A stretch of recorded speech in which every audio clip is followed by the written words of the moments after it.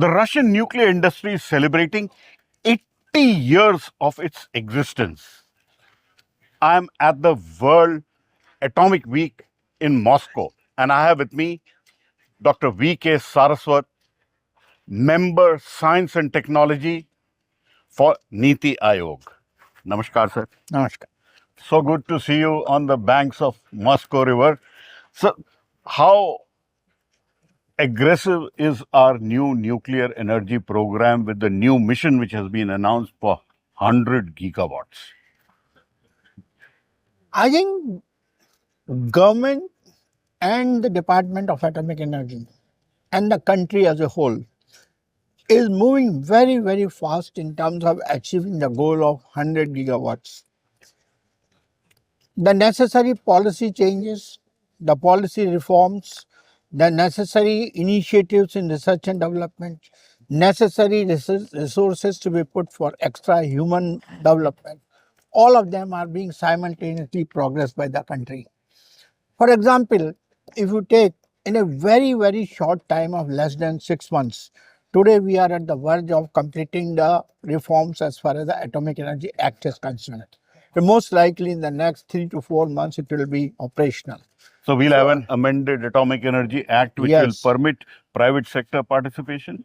In fact, I was about to tell you that the purpose of the modifications in the Atomic Energy Act is basically to accelerate the participation of the private sector, because it has been very clearly understood that if India has to achieve a target of 100 gigawatts, if we have to bring down the cost of SMRs, if we have to do factory manufacturing of SMRs, if we have to also accelerate our large reactor programs, there is no other way but to include private sector into the journey.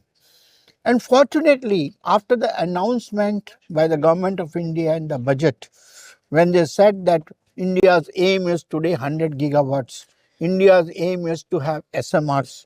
Small modular reactors. Yeah, the small modular reactors. The kind of reaction of the industry is very, very positive. In fact, I have seen in this World Atomic Week, since yesterday I am here, the number of Indian industries who have come here today to set up international collaboration, to feel what kind of resources would be needed, to feel what is the kind of a market it is phenomenal. Almost every big corporate house is present here. That only shows that the trigger which has been provided by the government of India is really working very, very well. In fact, many people have come, sir, when are we getting the orders? That is the kind of excitement which exists today. So will we also get in place a new liability regime? Yeah, when we talk of the Atomic Energy Act modifications, civil nuclear liability damage, CLND clause, is adequately brought in line with the international postures.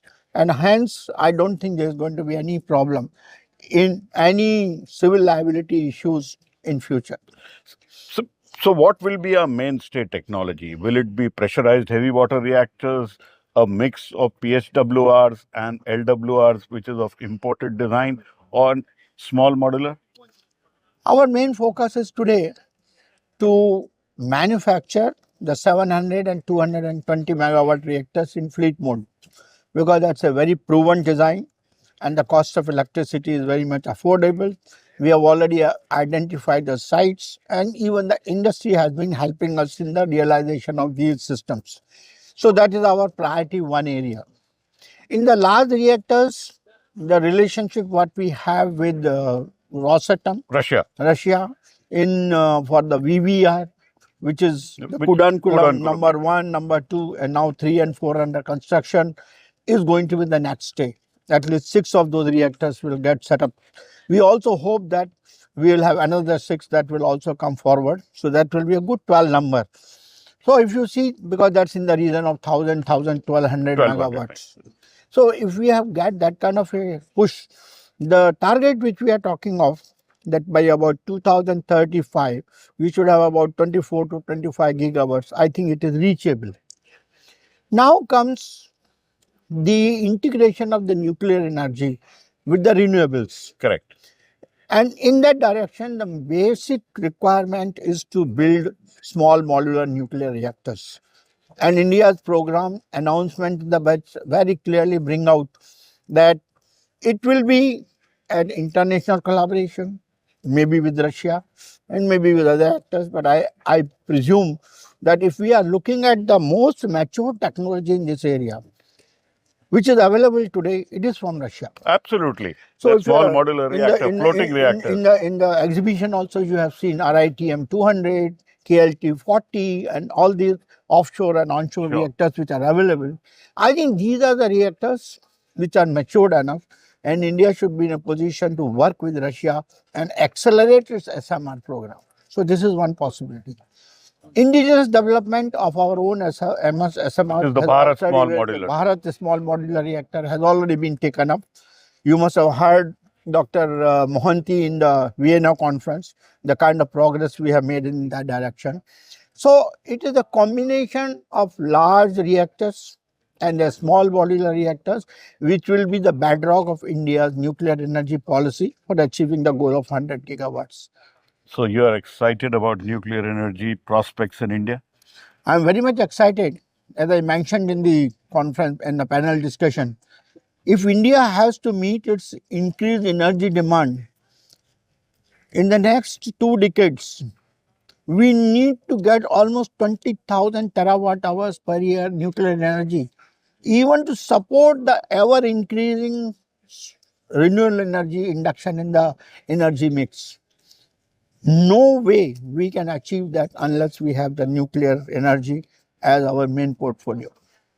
How will we convince the larger public that nuclear energy is good for India? We don't have much of an opposition towards that.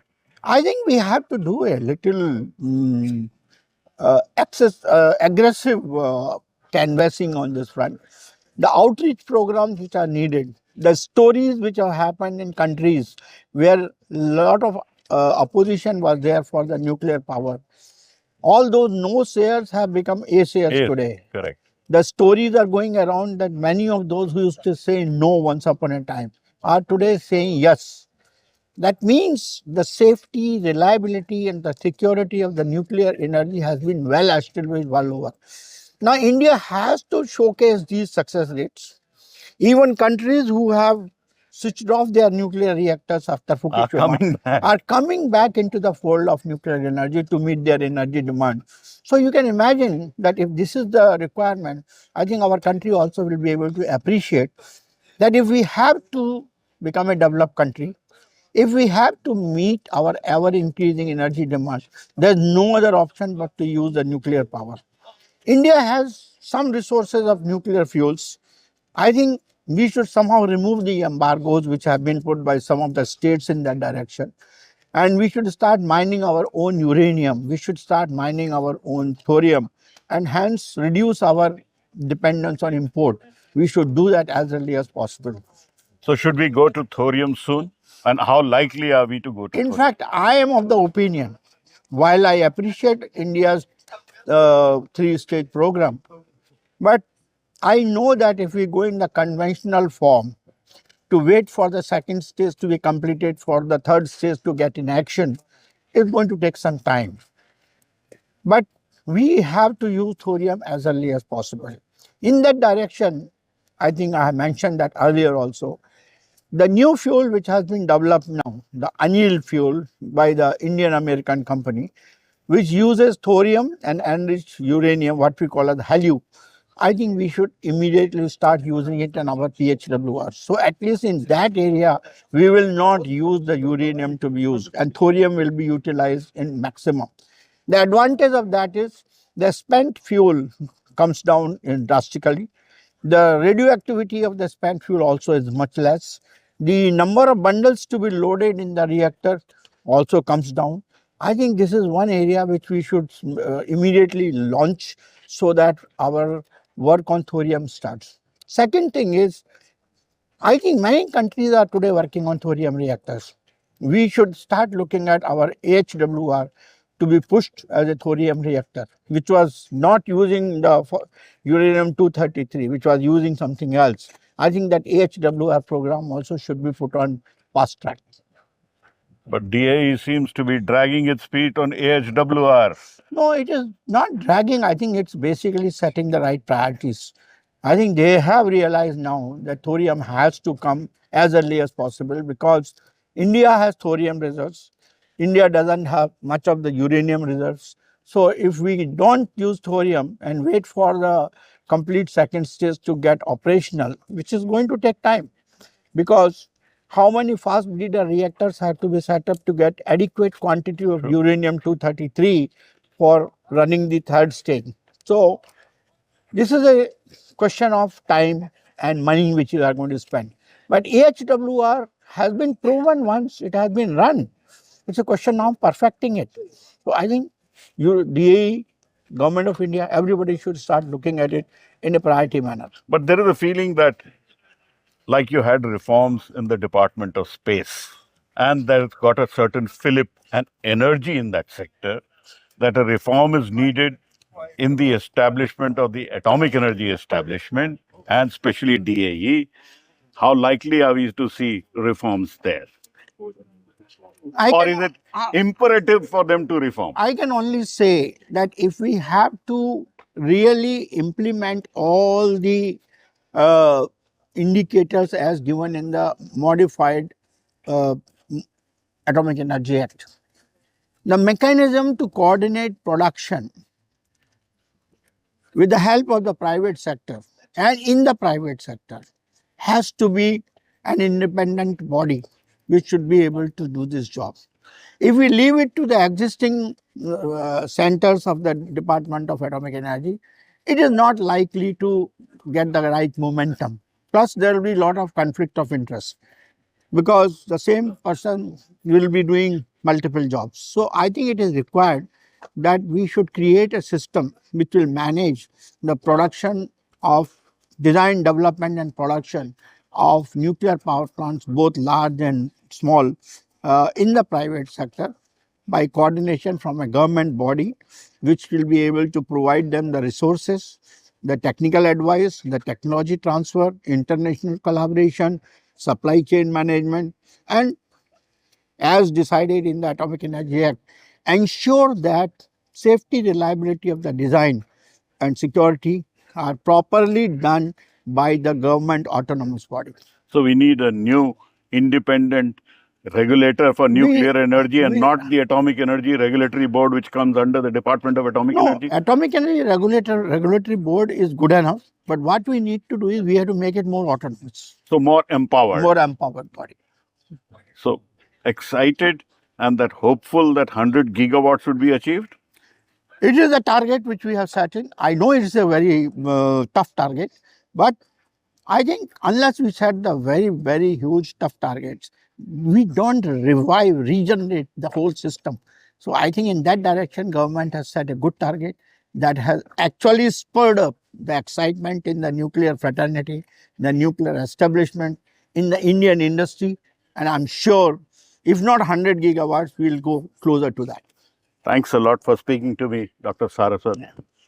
From missiles to energy to all kinds of technology we have spoken, and first time we are speaking on the banks of the Moscow River. So that was Dr. V.K. Saraswat, Member Science and Technology, telling us that India's target of 100 gigawatts of nuclear energy is achievable and the private sector has to play a role in that.